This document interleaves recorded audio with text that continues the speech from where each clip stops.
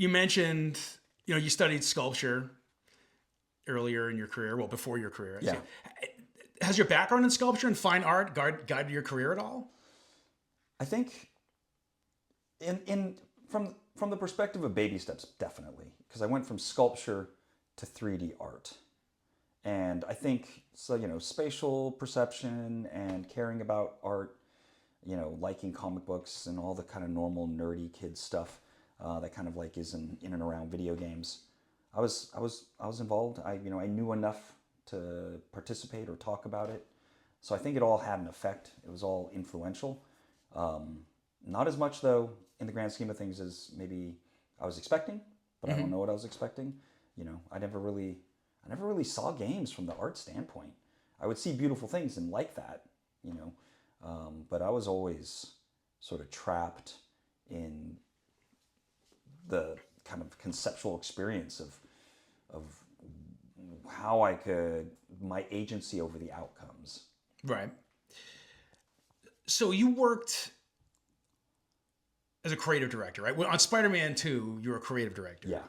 Now, of course, this was almost a lifetime ago, right? I mean, now if you think about it, so this question, we may not have up-to-date answers for these questions. But what is a creative director? Like, does it mean something specific to you? Because as I understand it, it means something completely different at every company, right? Like, creative director is a title that doesn't really have a fixed description. I mean, one of the specific meanings for me is that it is not going to be the same from place to place. Yeah. Now, if I wanted a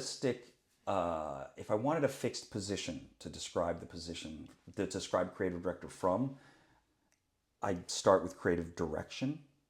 Creative direction is one thing, right? How do you take multiple people and have them look in the same direction? How do you place an objective out in the distance and have everyone look at it and go, we're going to head there?